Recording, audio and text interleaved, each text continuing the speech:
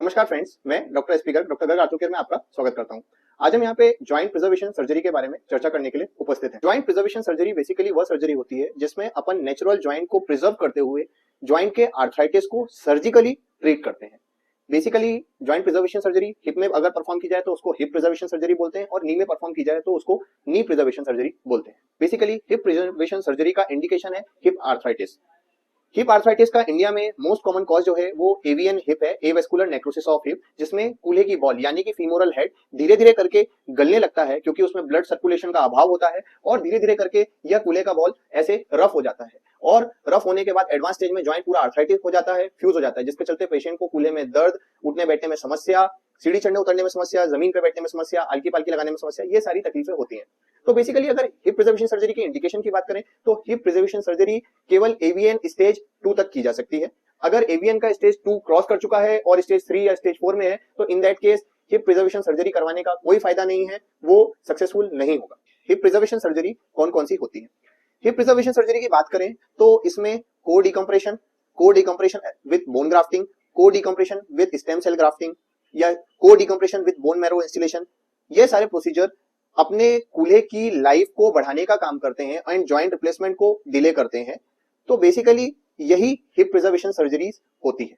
अब अगला सवाल यह है कि अगर किसी की हिप प्रिजर्वेशन सर्जरी हुई है, किसी ने एवीएन के ट्रीटमेंट के लिए स्टेम सेल इंस्टिलेशन या बोन मैरो इंस्टिलेशन या core decompression with bone grafting कराया है, तो क्या उसका कूल्हे का एवीएन ठीक हो जाएगा? तो इसका जवाब है नहीं। यह सर्जरीज केवल एवीएन के प्रोग्रेशन को डिले करती है, मतलब एवीएन के बढ़ने को धीमा करती हैं, उसको रोकती नहीं है। इन फ्यूचर आपको डेफिनेटिव ट्रीटमेंट के रूप में हिप रिप्लेसमेंट करवाना ही पड़ेगा। अब नेक्स्ट सर्जरी होती है नी प्रिजर्वेशन सर्जरी, जिसमें घुटने को, नेचुरल जॉइंट को प्रिजर्व करके घुटने के आर्थराइटिस को ट्रीट किया जाता है। नी प्रिजर्वेशन सर्जरी का इंडिकेशन होता है early mild to moderate knee arthritis.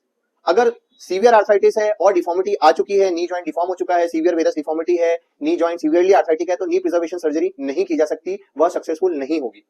In advance stage of knee arthritis only treatment is total knee replacement, घुटने का जोड़ बदलवाना ही एक सॉल्यूशन है। अगर बीमारी माइल्ड टू मॉडरेट स्टेज या अर्ली स्टेज में है तो in that condition knee preservation surgery perform की जा सकती है।